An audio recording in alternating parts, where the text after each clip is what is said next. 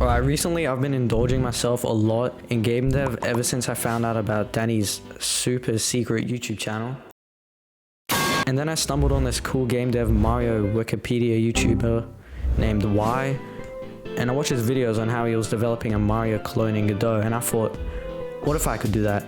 I clearly can't because my capabilities are far out of reach to enter the big leagues like that. But my brain activated all the neurons and cells in my body to generate and process a quick query for me to ponder on. Wouldn't it be funny if you tried to make that? So without planning anything, I immediately opened Godot and made a new 2D project called Mario Game.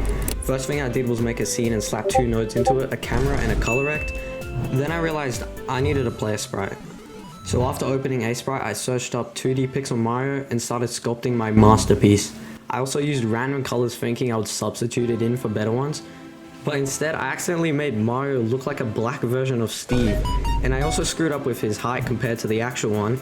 So now we have a black Mario with a broken headband or hat, which is honestly not bad. It's just a choice. Yeah, so after failing to set texture to nearest, we finally have a moving and working Mario. After that success, I added some gravity and now he moves as I command. Perfect! Knowing the Mario sprite looks like a druggie you find on the streets of LA, I went on to create a Goomba sprite, and if you ask me, it looks just like the original one in the game. Only half retarded. I also named it Tumor because Nintendo will sue me and my AAA indie game if I named it Goomba. I then chucked some ones and zeros into the tuber, and now Mario can bounce on top of him.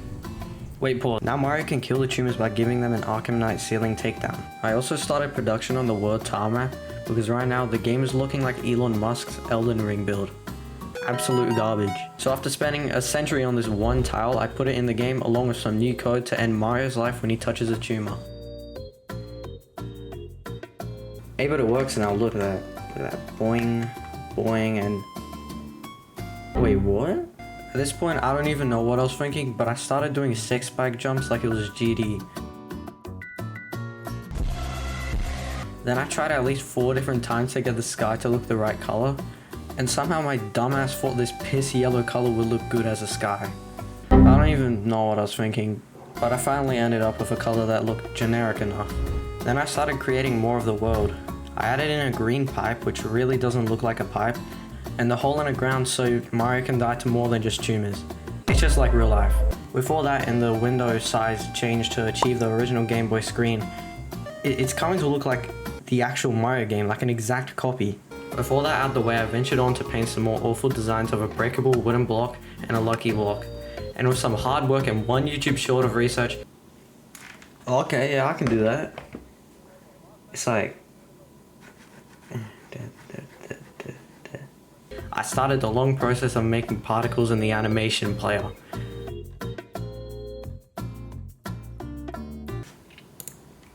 This animation is gonna look fire.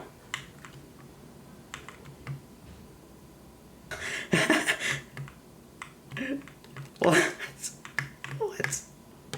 That... Yeah. Looking back, I'm really stupid for doing it like this. There's literally a node called GPU Particles 2D, and I could have used it, but no, I just had to do it this way. With that aside, I went on to create the infamous lucky block. With some tinkering and terrible coding, Mario is now able to hit a lucky block. Okay, now he is able to hit a lucky block, and the sprite will turn into whatever that block is called. Now you can't have a lucky block that doesn't give the player anything, so I worked hard to create one power-up for the game, the mushroom, which works flawlessly. And if you haven't noticed, which I'm not surprised because you need a keen eye, the tumors aren't actually moving. So to fix that issue, I added 2 raycasts on each side of him, which detects if it's colliding with a wall. Yo, why isn't my raycast working? No! I also added the same code to the mushroom, so now the tumors and mushrooms can move from side to side like the actual game. Before that out the way, the process of creating the world had finally started.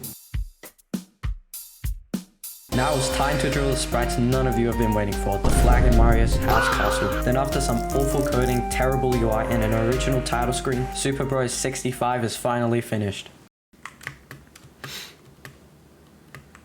Oh wait, I don't have a walking animation.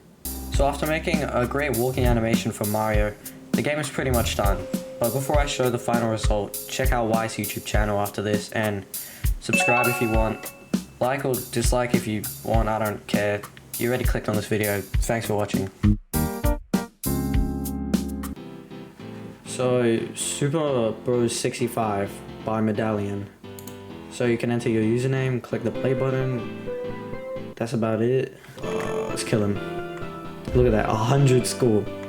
So, you know, you're getting kind of... Yeah, so you get racks when you kill them.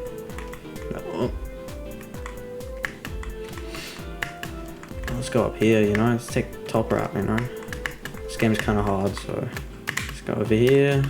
Now we go up the staircase, and then hang. Oh, well, I won, so it doesn't matter. Play again?